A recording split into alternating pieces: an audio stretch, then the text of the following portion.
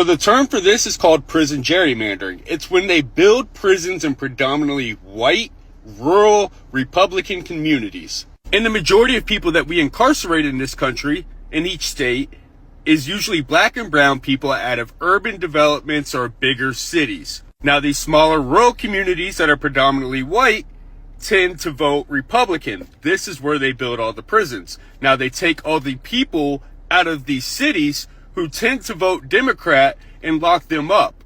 When they lock them up, they then count them at the prison for the population census.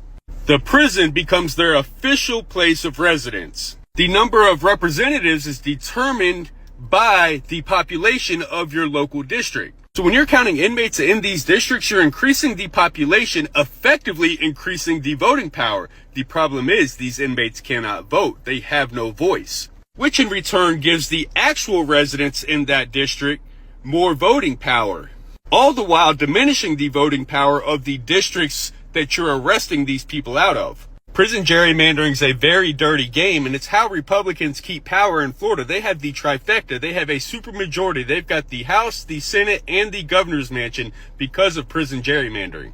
Florida's slap full of prisons in rural-ass communities and BFE all throughout North Florida mostly, in which now you're giving these people who live there so much more representation and voting power and say in our democracy than the communities that are actually more densely populated and have a majority of the people.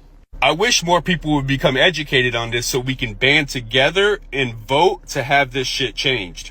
This is why Republicans love voter suppression so much. This is why they do not want convicted felons to vote, but they want to put one in the White House. Do your research on prison gerrymandering and gerrymandering in general. Going back to the 3/5 compromise of the U.S. Constitution, exploiting black folks in order to empower the white vote has always been an issue. For he who has an ear to hear, let him hear.